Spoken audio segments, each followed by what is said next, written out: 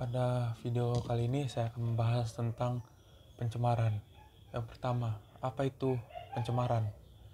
Pencemaran adalah masuknya makhluk hidup, zat energi, dan komponen lainnya ke dalam lingkungan atau berubahnya tataan lingkungan oleh kegiatan manusia atau oleh proses alam.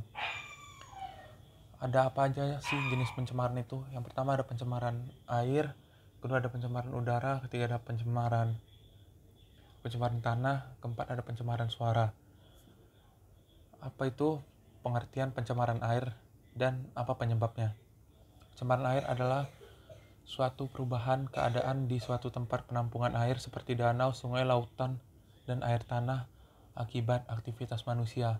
Apa penyebabnya? Itu bisa dari sampah yang dibuang sembarangan, sampah industri juga, sampah dari rumah tangga, dan sampah dari kapal-kapal.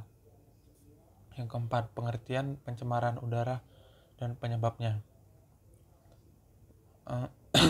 Pencemaran udara adalah suatu kondisi di mana kehadiran satu atau lebih unsur kimia, fisik, atau biologi di atmosfer dalam jumlah yang membahayakan bagi kesehatan manusia, hewan, dan tumbuhan. Apa aja penyebabnya? Yang pertama ada asap kendaraan, kegiatan industri, asap rokok, gunung berapi, dan kebakaran hutan. Yang kelima, apa itu pencemaran tanah dan apa penyebabnya? Pencemaran tanah adalah keadaan di mana bahan kimia buatan manusia masuk dan mengubah lingkungan alami tanah.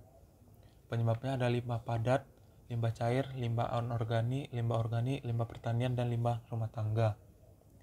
Yang keenam, apa pengertian pencemaran suara dan penyebabnya? Pencemaran suara adalah gangguan pada lingkungan yang diakibatkan oleh bunyi atau suara yang mengakibatkan ketidaktentraman makhluk hidup di sekitarnya. Penyebabnya adalah suara keras yang mengganggu.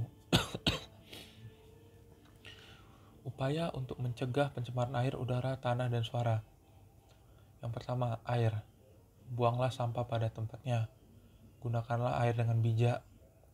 Jangan membuang bahan kimia ke toilet, dan jangan terlalu sering menggunakan pupuk dan pestisida. Udara.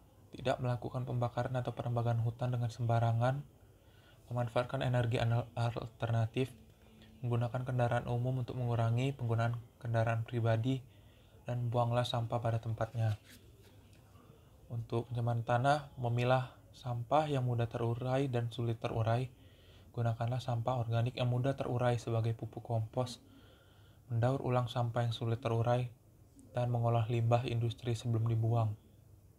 Yang terakhir, untuk pencemaran suara, upayanya adalah yang pertama, buat ruangan kedap suara, jauhi kebisingan, dan buatlah suasana tenang dengan menghindari mesin yang berisik.